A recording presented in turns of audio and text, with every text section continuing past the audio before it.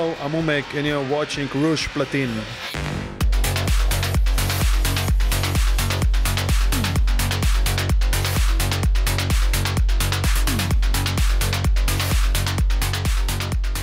De son vrai nom, Uroš Umek, nous recevons cette semaine dans Rouge Platine le DJ slovène Umek. Considéré comme le pionnier des musiques électroniques en Slovénie, il est classé 50e au classement officiel des DJ internationaux établi par le magazine Digimag. C'est notre invité cette semaine et Fabien Eckhart lui a demandé de nous expliquer ses deux carrières parallèles partagées en deux temps. Écoutez.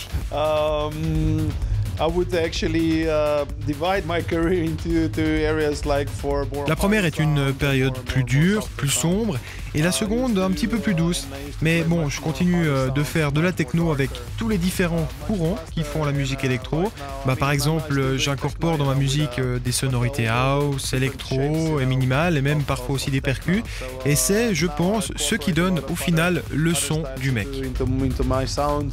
Mon label 1605 est tout d'abord un collectif, et puis le 1605 Therapy est en fait une sorte de sous-label. C'est juste un surnom qu'on lui a donné, mais c'est vrai que parfois les gens qui écoutent notre musique se sentent nettement mieux après.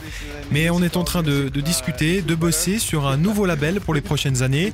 On regarde dans quel sens on aimerait partir avec tous les autres membres du label.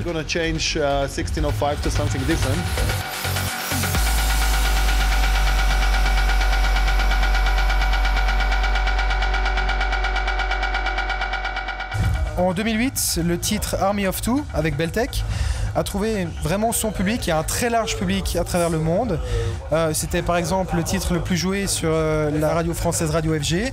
En 2009, tu étais l'un des meilleurs vendeurs sur Beatport. Comment est-ce que tu vis toutes ces consécrations? Yeah, I didn't know that Army of Two was that big. On a été très surpris de voir le succès d'Army of Two, et tout particulièrement aux États-Unis.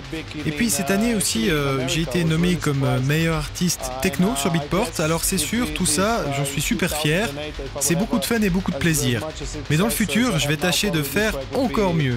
Et si tu regardes sur YouTube, il y a plein de vidéos qui ressemblent dangereusement à Army of Two, et parfois même des vidéos qui ont dépassé le million de vues. Je pense d'ailleurs que ce titre a été volé plusieurs fois. Bon, et ça aussi, bizarrement, à quelque part, c'est une fierté. Beltec et moi, c'est une histoire plutôt drôle, parce qu'il faut savoir qu'au début, on jouait pas du tout la même chose. Il était beaucoup plus trance que moi, il était influencé par les plus grands producteurs du mouvement, et pourtant, je l'ai découvert un peu par hasard sur Copacabana de Chris Lake, et ensuite je l'ai croisé en Slovénie. Et j'étais super heureux de l'entendre en live. Et puis à la fin de son set, je lui ai dit ok mon gars, ce que tu fais ça me plaît, viens dans mon studio, on va bosser ensemble. Et ce qui était intéressant avec Beltec, c'est qu'il a une approche complètement différente de la mienne. Quand on bosse ensemble sur un morceau, la moitié du temps on le passe à discuter et à échanger nos idées. Mais le plus important pour moi, c'est de prendre du plaisir à bosser avec quelqu'un. Et ce que je peux vous dire, c'est qu'avec Beltec, c'est vraiment énormément de plaisir.